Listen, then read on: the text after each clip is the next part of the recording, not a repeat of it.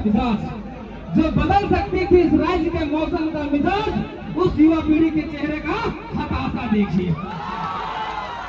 जोहार साथियों, सबसे पहले बात करेंगे हम 1932 का खतियान का। आखिर 1932 खतियान है क्या?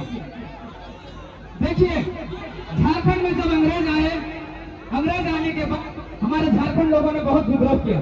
सबसे पहले 1767 का विद्रोह, जिसको कहा जाता है खाल विद्रोह। उसके बाद 1973 का विद्रोह, जिसको बोलता है बिहार विद्रोह। उसके बाद आता है तिलकमानी का विद्रोह 1783 ईस्वी में। उसके बाद अंतिम जो विद्रोह हुआ 1900 ईस्वी में बिरसा मुंडा का विद्रोह।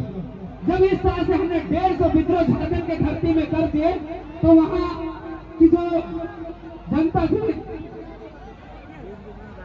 एक मिनट गाड़ी रोक दीजिएगा, एक मिनट के बाद घुसाइएगा, उनको बोलिए 1 मिनट रोक लेंगे,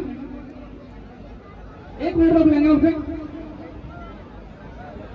तो जब ये विद्रोह हुआ तो अंग्रेजों ने एक कमेटी बैठाई। कमेटी बैठाने के बाद उन्होंने निर्णय लिया कि आखिर झारखंड एक ऐसा लैंड क्यों है जहां पर इतना सारी विद्रोह हो रहा है। तो उस कमेटी ने उत्तर दिया कि झारखंड के जो लोग हैं वो अपने माटी को माई के समान मानते हैं। अगर उनके जमीन के लिए, उनके जंगल के रक्षा के लिए अगर एक अलग कानून बना दिया जाए जमीन की रक्षा करने के लिए, तो ये आंदोलन स्वतः ही शांत हो जाएगा।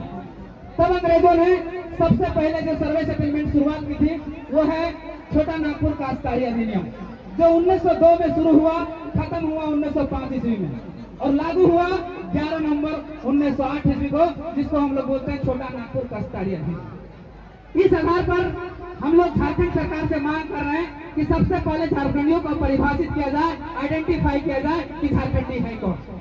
दूसरा सर्वे है 1932 का, जिसको हम लोग बोलते हैं रिविजनल सर्वे। रिविजनल सर्वे जो है झारखंड के 85% इलाकों में हुआ, कुछ हिस्सा कोल्हान का है जहां छूटा। तो हम लोग सरकार से ये मांग कर रहे हैं कि आप 1908 को भी लागू कीजिए, 1932 को भी लागू कीजिए, 1954 को भी लागू कीजिए और 1964 को लागू कीजिए और 1964 तक जाइए और 1964 के बाद जितना सर्वे सेटलमेंट है उसको मान्यता दीजिए और उस आधार पर परिभाषित कीजिए, आइडेंटिफाई कीजिए कि झारखंडी कौन है। जब झारखंडी परिभाषित हो जाएगा उसके बाद नियोजन बनाइए। नियोजन किस तरह बनेगा इसको ध्यान में रखिए। कोई कुछ लोग कह रहे हैं कि खतियान आधारित नियोजन नीति, नहीं, ये प्रोपोगेंडा है, षड्यंत्र है। हम खतियान आधारित नियोजन नीति की मांग नहीं कर रहे, हम खतियान से झारखंडियों को परिभाषित करने की बात कर रहे हैं। उसके बाद कह रहे हैं कि हमारा नियोजन में जो प्राइवेट कंपनियां हैं और जिसमें सी और डी की जो नौकरियां हैं उसमें 90 से 95% हमारे लोगों के लिए रिजर्व किया जाए, जैसे अन्य स्टेट ने, अन्य राज्यों ने ये नियम बनाया है। उसके बाद ऑफिसर का जो पद है उसमें 75% झारखंडियों के लिए रिजर्व किया जाए, ये संभव भी है। अब कुछ लोग कहते हैं कि नहीं, अंग्रेजों का बनाया हुआ कानून नहीं चल सकता। देखिए भैया, बिहार का एक जिला है समस्तीपुर, वहां भी सर्वे 1932 में हुआ था और वहां ये चल रहा है, लेकिन झारखंड में नहीं चल। सोचने वाला विषय।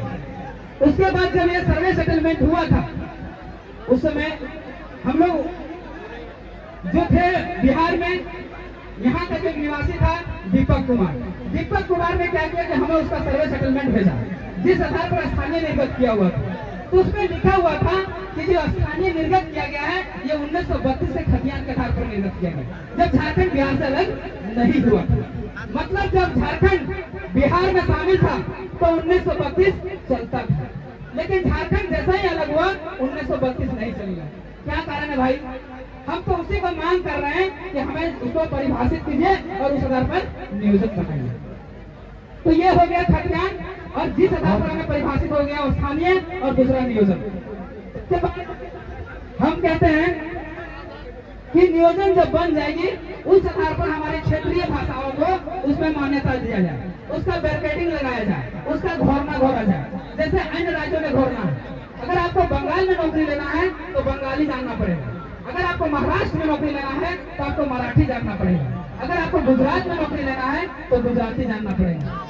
अब झारखंड में लोग मांग कर रहे हैं कि जो हमारी भाषाएं हैं उन भाषाओं के आधार पर बैरिकेडिंग लगे, यानी जो यहाँ पर ठाकुर वाली नागपुरी पंचपदनिया जैसे भाषा जानता है वही यहाँ नौकरी ले सकता है।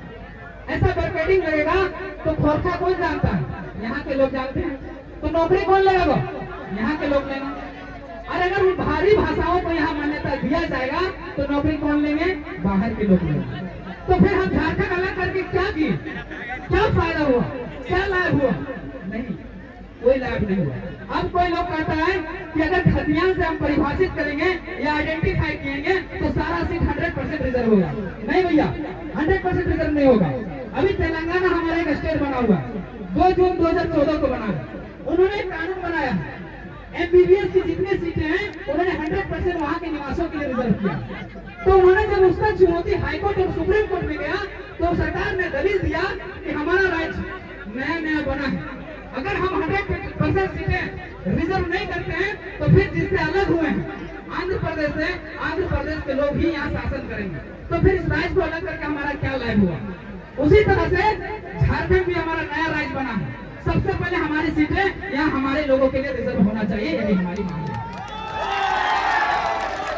हम चिपकेंगे, हम धड़केंगे, हम टूटेंगे, हम बिगड़ेंगे। हम चिपकेंगे, हम धड़केंगे, हम टूटेंगे, हम बिगड़ेंगे।